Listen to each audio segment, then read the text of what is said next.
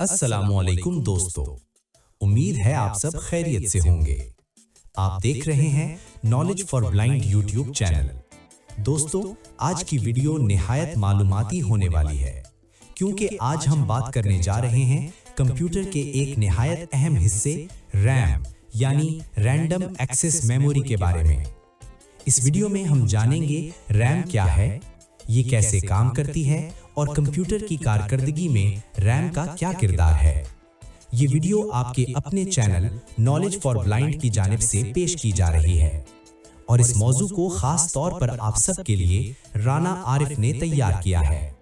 हमें पूरी उम्मीद है कि ये वीडियो आपको ना सिर्फ पसंद आएगी बल्कि आपके इल्म में भी इजाफा करेगी। अगर वीडियो अच्छी लगे तो चैनल को सब्सक्राइब करें, वीडियो को लाइक करें और इसे अपने दोस्तों के साथ शेयर जरूर करें। और हाँ, अगर आपके जहन में कोई सवाल हो तो कमेंट बॉक्स में लाजमी लिखें। तो दोस्तों, मजीद वक्त जाया किए बगैर चलते हैं आज के हमारे दिलचस्प मौजू रैम की तरफ। 7, 6, 5, 4, 3, 2, 1, go।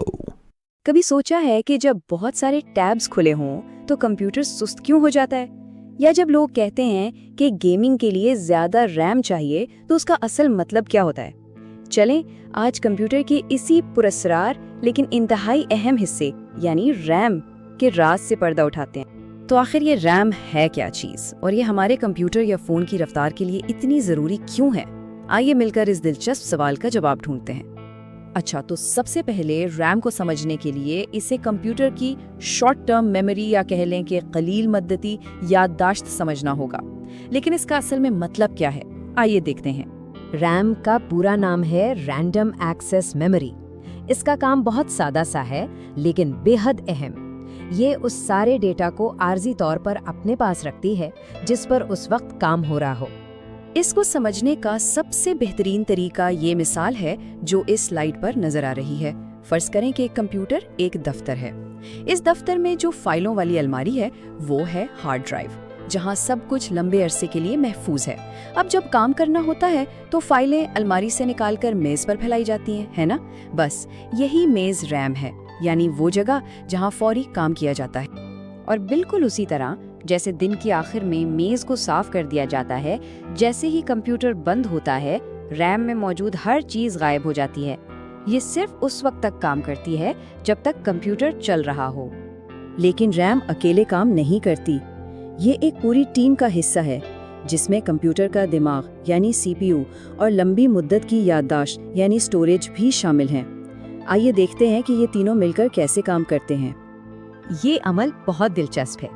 जैसे ही कोई प्रोग्राम खोला जाता है, इसका जरूरी डेटा सुस्त रफ्तार स्टोरेज से निकलकर बिजली की सी तेज रैम में आ जाता है। फिर कंप्यूटर का दिमाग यानी प्रोसेसर अपना सारा काम बराहे रास्त इसी तेज रफ्तार रैम से करता है।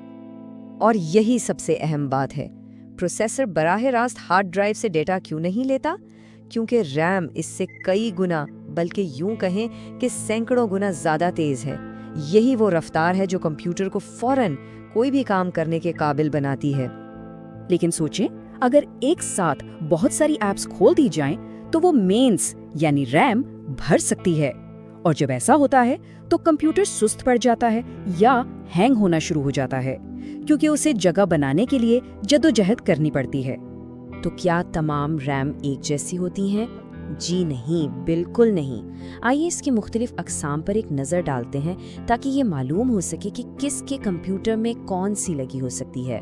बुनियादी तौर पर रैम की दो बड़ी किस्में हैं, एसरैम और डी रैम। एसरैम बेहद तेज़ और महंगी होती है, इसलिए ये प्रोसेसर के अंदर एक छोटी सी सुपर फास्ट मेमोरी के तौर पर इस्तेमाल होती है जिसे कैशे कहते हैं। जबकि डी रैम वो आम रैम है जो हम सबके कंप्यूटर्स में लगी होती है। रैम वक्त के साथ साथ बहुत बेहतर हुई है। पुरानी कंप्यूटर्स में DDR3 इस्तेमाल होती थी। आजकल का जो मेयार है वो DDR4 है, जो तेज और काबिल एतमाद है। और सबसे जदीद DDR5, जो हाई एंड गेमिंग और बहुत भारी प्रोफेशनल कामों के लिए बेहतरीन है। एक खास किस्म VRAM भी है, यानी वीडियो रैम। ये ग्राफिक्स कार्ड पर मौजूद होती है और इसका सिर्फ एक ही काम है, स्क्रीन पर तस्वीर और वीडियोस को बनाना। गेमर्स के लिए ये बहुत ही अहम चीज़ है। अक्सर लोग रैम और रोम के बीच में कंफ्यूज हो जाते हैं। चले इसे वाज़े करते हैं।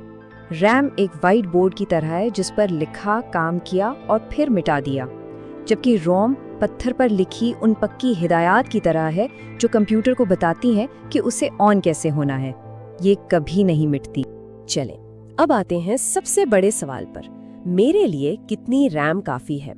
ये मुकम्मल तौर पर इस बात पर मुनहसर है कि कंप्यूटर किस काम के लिए इस्तेमाल किया जा रहा है।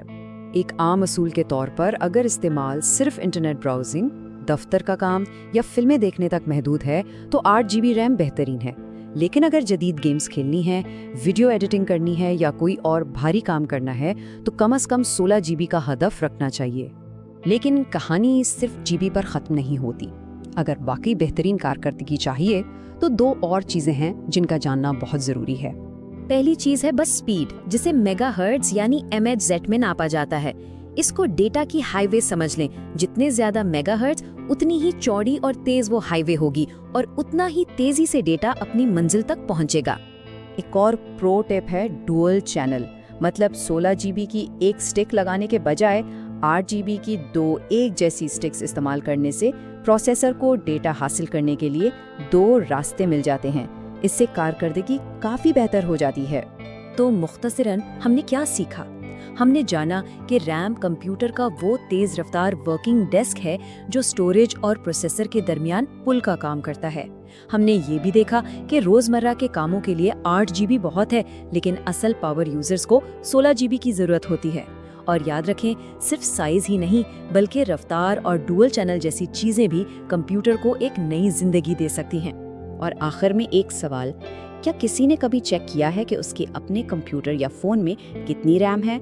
इस सारी मालूमात के बाद शायद अब अपनी डिवाइस की कारकर्दगी को एक नए जाविये से देखने का वक्त आ गया है। उम्मीद है आप सबको ये वीडियो अच्छी लगी होगी। अगर वीडियो पसंद आई हो तो चैनल को सब्सक्राइब जरूर करें, वीडियो को लाइक करें और दोस्तों के साथ शेयर करें। बेल आइकॉन को प्रेस करें और ऑल पर सेट कर दें ताकि हर नई वीडियो की नोटिफिकेशन मिलती रहे। अगर आपके जहन में कोई सवाल हो तो कमेंट्स बॉक्स में कमेंट जरूर करें। मिलते हैं किसी और वीडियो के साथ। अल्लाह हाफ़िज़।